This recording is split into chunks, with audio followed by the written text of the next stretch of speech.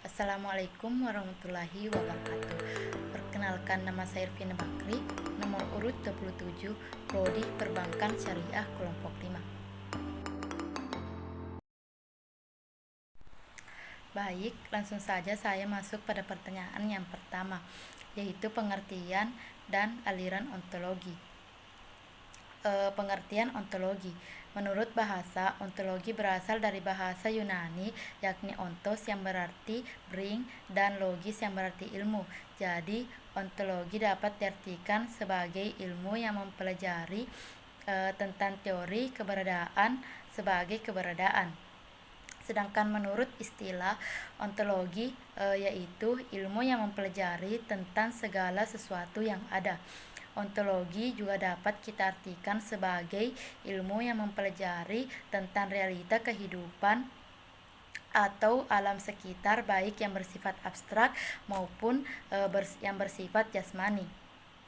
Aliran-aliran yang terdapat di dalam ontologi ada 5. Yang pertama, aliran monoisme, yang kedua aliran dualisme, yang ketiga aliran pluralisme, yang keempat aliran nihilisme, yang terakhir aliran agnostisisme.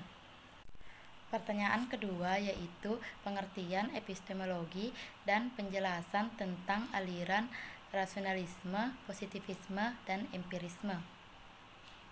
Pengertian epistemologi. Epistemologi adalah cabang filsafat yang mempelajari tentang pengetahuan. Penjelasan dari aliran-aliran tersebut yaitu yang pertama, rasionalisme. Rasionalisme adalah paham yang mengatakan bahwa akal itulah alat pencari dan pengukur pengetahuan. Yang kedua, positivisme. Positivisme adalah paham yang mengajarkan bahwa kebenaran ialah yang logis, ada bukti empirisnya, dan yang terukur. Yang ketiga, empirisme. Empirisme adalah paham yang mengajarkan bahwa yang benar ialah yang logis, dan ada bukti empiris. Pertanyaan ketiga yaitu pengertian aksiologi dan pendekatan-pendekatan dalam memahami aksiologi. Pengertian aksiologi. Aksiologi merupakan cabang filsafat ilmu yang mempertanyakan bagaimana manusia menggunakan ilmunya. Pendekatan-pendekatan dalam memahami aksiologi ada 3.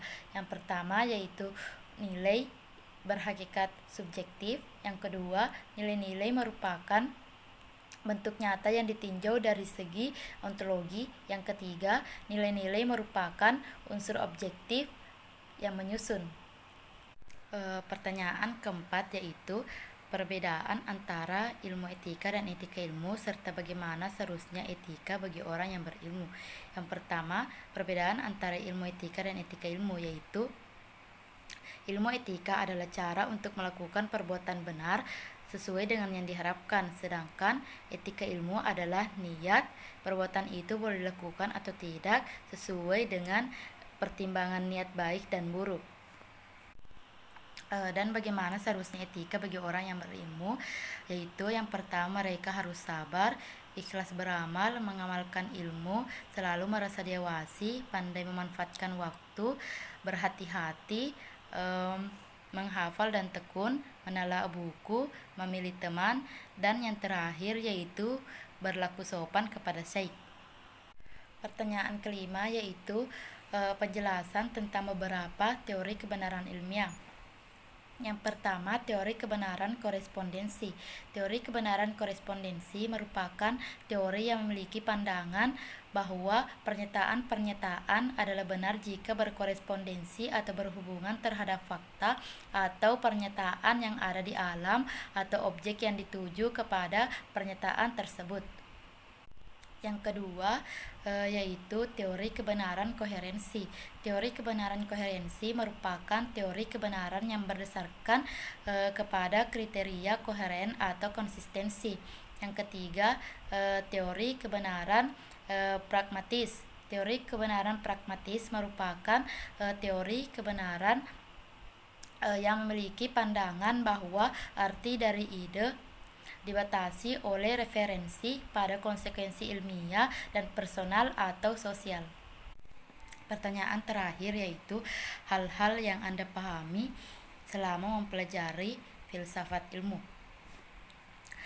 Yang pertama yang saya paling pahami yaitu pengertian filsafat, yaitu kata falsafah atau filsafat dalam bahasa Indonesia merupakan kata serapan dari bahasa Arab yang juga diambil dari bahasa Yunani, yaitu filosofia.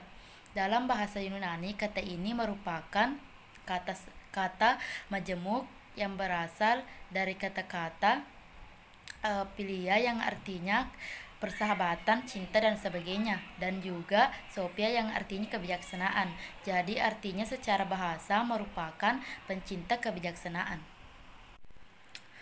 Pengertian filsafat ilmu.